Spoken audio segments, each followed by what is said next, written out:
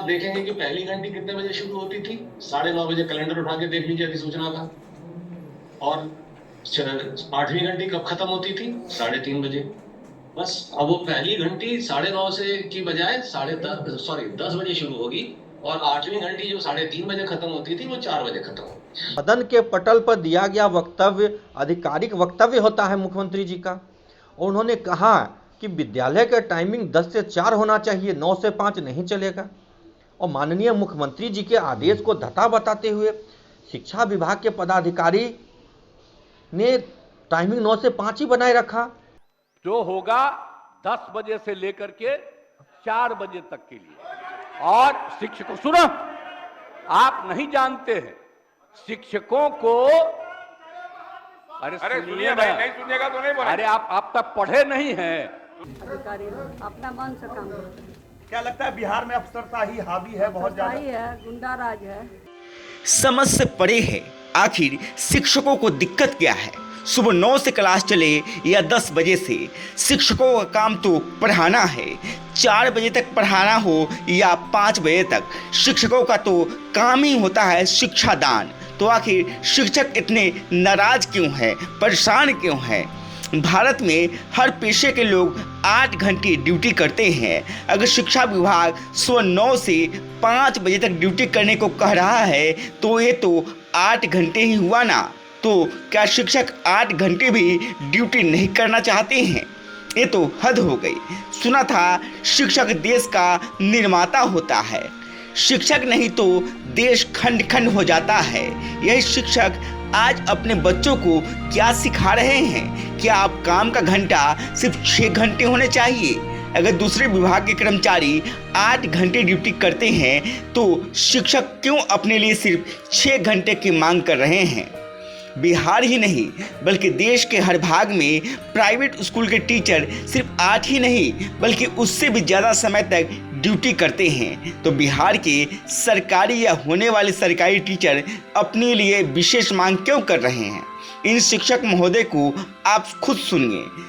जनाब खुद को शिक्षक प्रतिनिधि बता रहे हैं, लेकिन इनकी बातों से आप खुद समझ सकते हैं कि इनकी भाषा शिक्षकों के हित में कम, राजनीतिक ज़्यादा लग रही है। बिहार में आखिर हो क्या रहा है यह समझ से परे है। कल सदन में माननीय मुख्यमंत्री जी ने आश्वासन दिया, वक्तव्य दिया। सदन के पटल पर दिया गया वक्तव्य आधिकारिक वक्तव्य होता है मुख्यमंत्री जी का। और उन्होंने कहा कि विद्यालय का टाइमिंग 10 से 4 होना चाहिए, 9 से 5 नहीं चलेगा। और माननीय मुख्यमंत्री जी के आदेश को धता बताते हुए शिक्षा विभाग के पदाधिकारी ने टाइमिंग 9 से 5 ही बनाए रखा। ऐसा लग रहा है जैसे शिक्षा विभाग के पदाधिकारी माननीय मुख्यमंत्री जी को तवज्जो ही नहीं देते हैं, कोई वैल्यू ही नहीं देते हैं। आखिर वो सोचते क्या हैं? क्या विभाग पदाधिकारियों के ही फर्जी आदेशों से चलेगा? मैं फर्जी आदेश इसलिए कह रहा हूं कि मुख्यमंत्री जी की सहमति नहीं है। तो आखिरकार ये आदेश निकाल कौन रहा है और क्यों रहा है? क्या मुख्यमंत्री जी से बढ़ करके कोई पदाधिकारी हैं? क्या मुख्यमंत्री जी से बढ़ करके विभाग है? क्या मुख्यमंत्री जी से बढ़ करके ब्यूरोक्रेट्स हो गए हैं? इस देश में अराजकता की स्थिति ऐसी किसी अन्य राज्य में नहीं देखी जाती होगी जहां पे ब्यूरोक्रेट्स मुख्यमंत्री के आदेश को मानने से मना कर दें। मुख्यमंत्री जी के द्वारा सदन में दिया गया जो आश्वासन है, जो वक्तव्य है, उसकी अवहेलना हो रही है। पूरी तरीके से बिहार में अफसरशाही हावी है। माननीय मुख्यमंत्री जी का सम्मान, उनकी प्रतिष्ठा, उनकी इज्जत अब खतरे में है। बिहार में अफसरशाही इतना बढ़ गया है कि मुख्यमंत्री जी की बातों को भी लोग नहीं मान रहे हैं। ऐसे में अब हम लोगों को लड़ाई तो अपने मुख्यमंत्री के सम्मान के लिए लड़नी पड़ेगी कि मुख्यमंत्री का सम्मान नहीं हो रहा है इस राज्य में। मुख्यमंत्री की बातों को कोई वैल्यू नहीं दे रहे हैं पदाधिकारी। आखिर ब्यूरोक्रेसी इतना पावरफुल कैसे हो गया? ये अपने आप में एक प्रश्न चिन्ह है। मुख्यमंत्री जी ने कैसे ब्यूरोक्रेट को इतना पावरफुल होने का अधिकार दे दिया?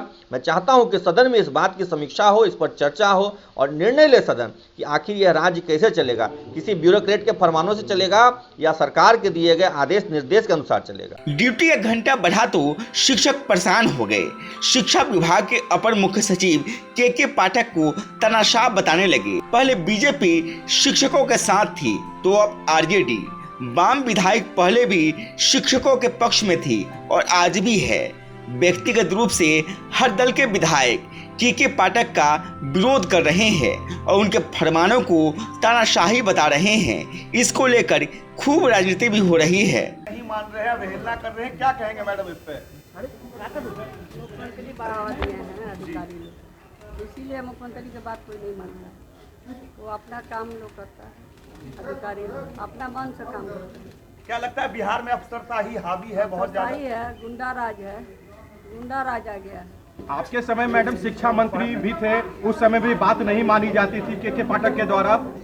क्या लगता है कि अब मुख्यमंत्री जी को लग रहा है कि उन्होंने गलती की बढ़ावा देकर? वही बताएंगे गलती की है कि क्या किए। बिहार की शिक्षा व्यवस्था आज भी देश में सबसे निचले पायदान पर है। बिहार में जितना शिक्षकों का आंदोलन होता है, क्या किसी और राज्य में इतना होता है क्या? हर आदमी ये बता सकता है कि शिक्षक देश का निर्माता होता है। अगर शिक्षक अपने पेशे को छोड़ दे तो देश रसातल में चला जाएगा। हर आदमी की जिंदगी में अंधकार छा जाएगा। शिक्षक लोगों की जिंदगी में उजाला लाने का काम करते हैं। अगर वही शिक्षक इस तरह के मुद्दे पर आंदोलन करने लगेंगे तो बच्चों पर क्या असर पड़ेगा? अब तो मुख्यमंत्री ने भी कह दिया है कि सुबह 10 बजे से लेकर शाम 4 बजे तक ही क्लास होगी। लेकिन दिक्कत ये है कि जब 10 बजे से क्लास होगी तो शिक्षकों को उससे कुछ समय पहले तो आना ही होगा। दिया था वो लागू हो गया है। सुना?